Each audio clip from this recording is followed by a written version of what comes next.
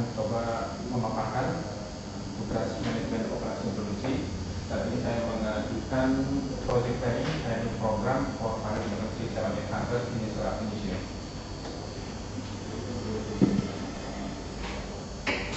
Dalam sesi ini terdapat latar belakang, rumusan masalah, tujuan, dasar teori, dan analisa serta kesimpulan. Dalam yaitu penambahan pesawat-pesawat baru. Oleh karena itu, hubungan dengan adanya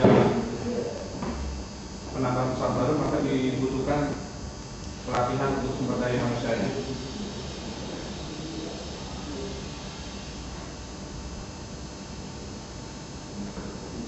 Dengan perkembangan globalisasi ekonomi yang semakin pesat, sistem ada Indonesia dipastikan dengan semakin luas penerapan teknologi informasi dalam semua area kehidupan dan kemudian seperti bidang transportasi, kecuali transportasi udara. Tuntutan kebutuhan sumber daya manusia sampai dengan tahun 2020 sangat menjanjikan, sehingga di mana tahun-tahun sebelumnya sering terjadi kecelakaan pada dunia penerbangan.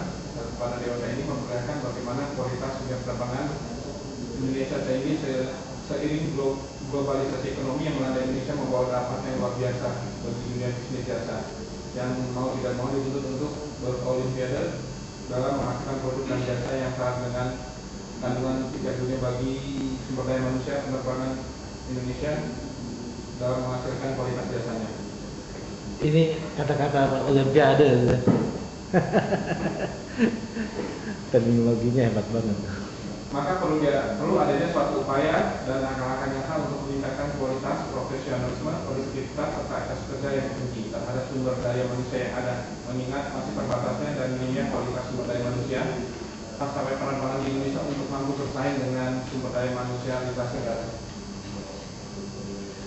Dalam melakukan peningkatan sumber daya manusia, dalam hal ini pengoperasian pesawat yang dimiliki oleh Garuda Indonesia secara khusus adalah pengoperasian pesawat standar, maka diperlukan suatu pelatihan yang ditujukan agar pilot tersebut mampu mengoperasikan pesawat tersebut dengan aman dan efisien sesuai dengan standar yang telah ditetapkan oleh pabrik pembuat dan badan sertifikasi kelaikan udara.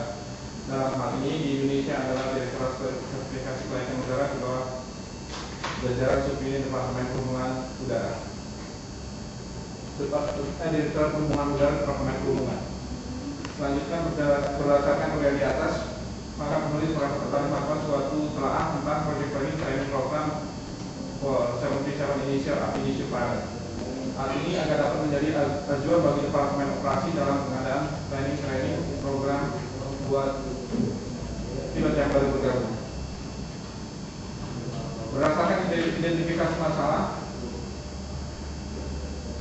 penulis mengidentifikasi bahwa terdapat permasalahan yang ada dalam program training 77 diidentifikasikan masalah-masalah tersebut yang berpotensi menghambat training program. Adapun masalah-masalah tersebut adalah sebagai berikut: perekrutan pilot inisial dalam berbagai sumber dari berbagai macam sumber dan berbagai macam latar belakang, sehingga bisa membawa budaya baru yang tidak sesuai dengan standar operasi perusahaan. Keterbatasan jumlah instruktur yang tidak sesuai dengan jumlah pilot inisial yang diterima, sehingga bisa memperlambat program penyelesaian training tersebut. Terdapatnya jumlah schedule slot simulator yang tidak mencukupi karena simulator yang saat ini dipakai bersama-sama ada untuk program proficiency check pilot, program proficiency setiap 6 bulan, dan program kaptensi yaitu program yang dipakai untuk mengupgrade co-pilot menjadi captain pilot, sehingga slot simulator yang tersedia sangat terbatas. Dari pembatasan masalah pada program planning dipengaruhi beberapa faktor, baik yang bersifat internal maupun yang eksternal, sebagaimana yang berlangsung di departemen ini, di mana dipengaruhi berbagai persoalan terkait dengan program pelatihan. Namun dalam hal ini penelitian dibatasi oleh 3 aspek yang mempengaruhi, yaitu latar dasar budaya, jumlah instruktur tersedia, dan jumlah slot dan simulator untuk program training.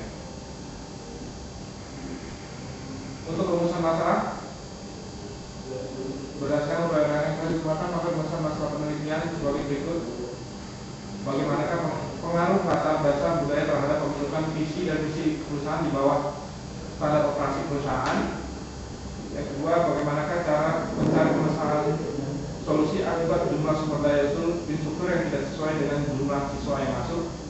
Dan yang ketiga, bagaimana membuat slot time schedule simulator yang efektif sehingga slot time simulator menjadi efisien? Adapun tujuan project planning ini berdasarkan perumusan, maka tujuan project ini ada sebagai berikut.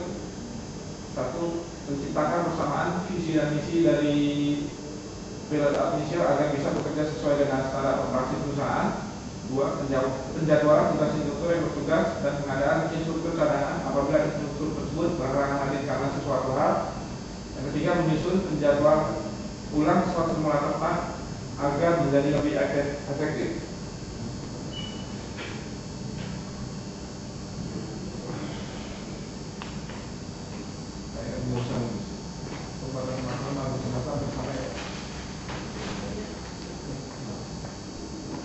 Terus Lalu manfaat dari project planning ini, hasil dari MT Point diharapkan bermanfaat bagi perusahaan dan bagi siswa para aplikasi. Bagi perusahaan, manfaat ini diharapkan mempercepat penciptaan sumber daya manusia yang berkualitas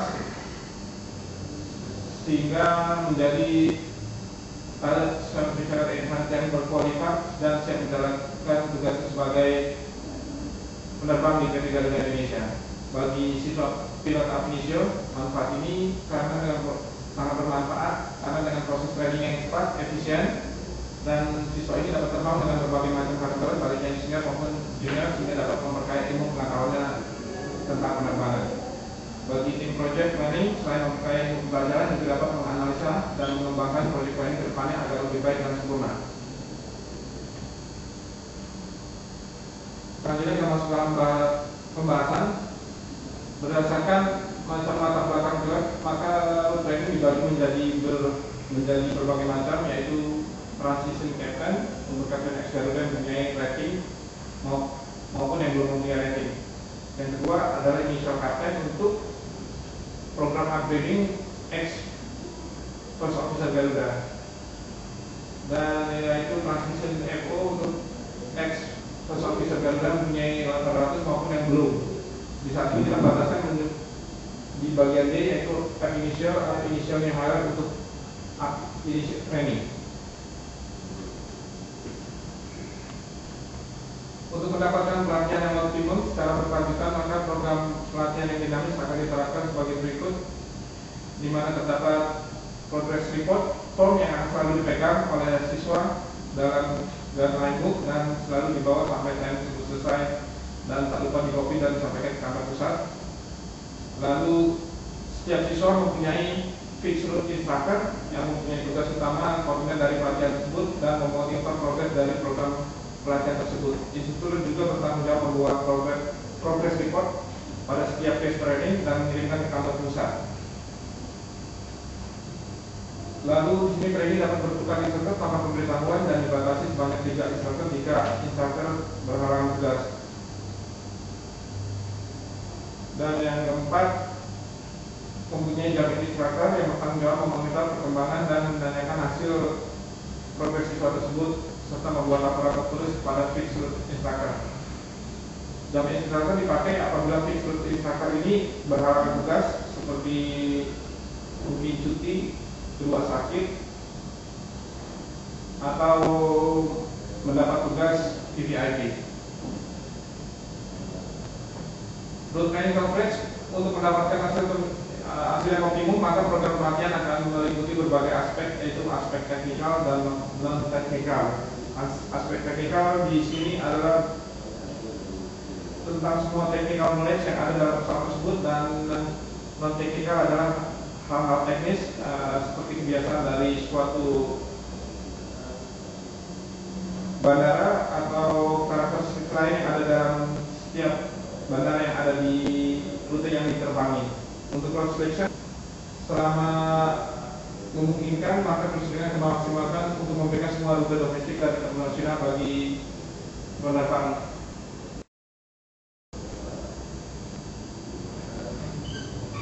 Kali ini untuk operation standar, Program pelatihan akan selesai apabila trainee dapat menunjukkan standar profesi normal, non-normal, dan emergensi sesuai dengan keselamatan dan efisien. Trainee juga dapat menunjukkan teknik pengambilan keputusan yang tepat dan baik serta percaya diri dalam pelaksanaan tugas. Meliputi 6 subjek, pertama aircraft handling. Ya, terus nggak usah disebut gitu ya.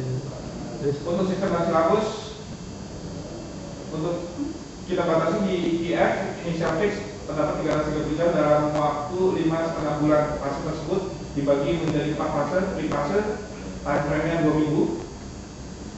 Isinya subjeknya seperti yang di bawah. Lalu fase 1A, isi time frame-nya adalah 4 minggu, jumlah jam terbangnya sekitar 60 jam. Lalu fase 3, 4 minggu, 60 jam. Fase 4, 4 minggu, 60 jam. Fase 2, fase 3-nya 6 minggu, 90 jam remaining, dan fase 4 adalah 2 minggu 30 jam untuk para pegawai yang dicek. Saat ini lalu berdasarkan data tersebut, maka penulis menghitung menggunakan program POM, yaitu dengan modul performance CPRM. Terus kita masukkan fase 1 ke 2 aktivitas 2, fase 1, 2, 3 saya masukin jam 4, 1B 3 ke 4 jam, dan seterusnya. Lalu setelah dieksekusi terdapat activity time-nya project itu ada 22 dan sesuai. Tapi di sini terdapat slack-nya 0, sehingga setiap fase adalah merupakan jalur kritis.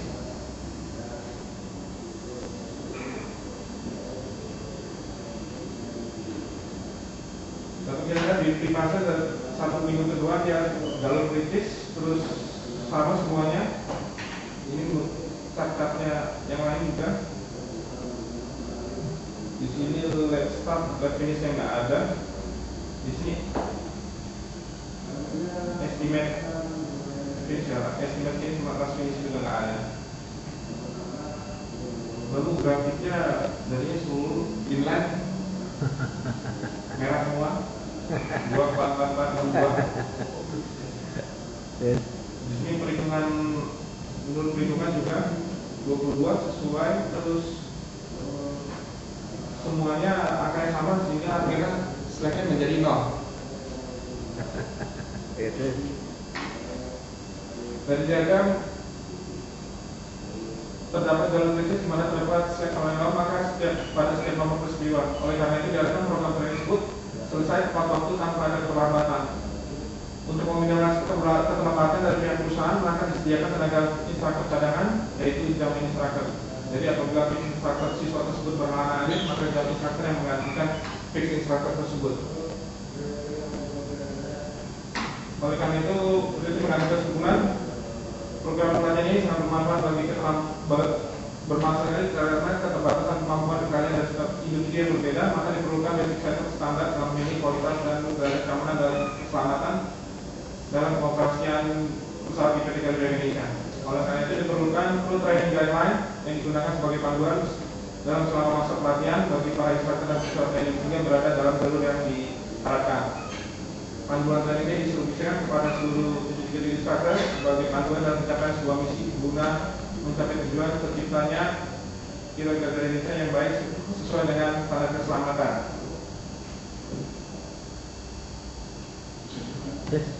Sudah selesai ya.